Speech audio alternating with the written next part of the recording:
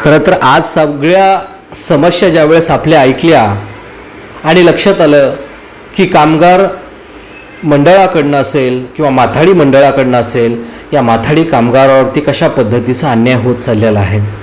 खरं तर अतिशय अंगमेहनतीनं काम करणारा, डोक्यावर ओझं वाहून हा मेहनत करणारा माथाडी कामगार आहे.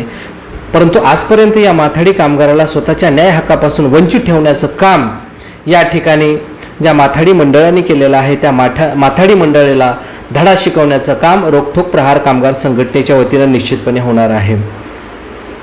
खरं तर सर्वात प्रामाणिकपणे तर माथाडी मंडळाने या ठिकाणी जबाबदारीनं जर कामगारांना जर न्याय देण्याचं जर या ठिकाणी ठरवलं तर निश्चितपणे इथल्या माथाडी कामगारांना न्याय मिळेल.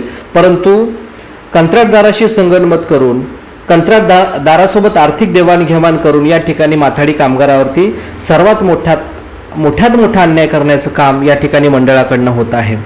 मी ज्यावेळेस पाहिलं की माथाडी कामगारांना ज्या पद्धतीच्या सुविधा मिळायला पाहिजेत, ज्या पद्धतीचा मोबदला मिळाला पाहिजे, माथाडी कामगारांचं रेट रिव्हिजन ज्या पद्धतीनं व्हायला पाहिजे, वर्षोवर्ष त्यांचं रेट रिव्हिजन पेंडिंगमध्ये राहत आहे.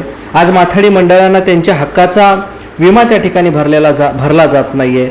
आज एवढं अंगमेहनतीचं काम आहे, प्रत्येक कामगाराला स्वतःच्या अंगावरती, स्वतःच्या डोक्यावरती ओझं वाहून घेऊन जावं लागतं. अशामध्ये जर का एखादी दुर्घटना घडली तर त्याच्यासाठी कुठलाही विमा पॉलिसी त्या ठिकाणी उतरवला जात नाही आहे. सर्वात महत्त्वाची गोष्ट जर आपण पाहिली तर या माथाडी कामगारांना जर दुर्दैवाने कुठं दुखापत झाली तर त्यांना हक्काचं असं हॉस्पिटलसुद्धा उपलब्ध या माथाडी मंडळाकडनं उपलब्ध करून दिलं जात नसेल तर ही खऱ्या अर्थाने फार मोठी शोकांतिका आहे आणि ही दुर्दैवाची गोष्ट आहे.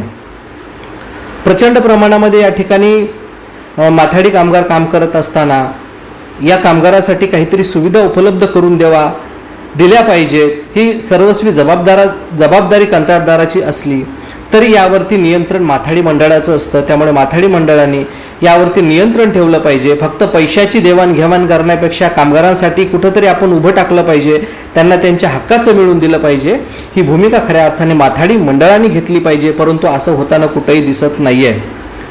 आज मी पाहिलं की आपल्यासाठी कुठेही हॉस्पिटलची सुविधा या ठिकाणी त्यांनी उपलब्ध केलेली नाही. मी संबंधित अधिकाऱ्याशी ज्यावेळेस चर्चा केली त्यावेळेस त्यांनी आम्हाला एक आश्वासन दिलं की याबाबत आम्ही विचार करतोय आणि लवकरात लवकर या माथाडी कामगारांना आम्ही हॉस्पिटलची सुविधा उपलब्ध करून देऊ.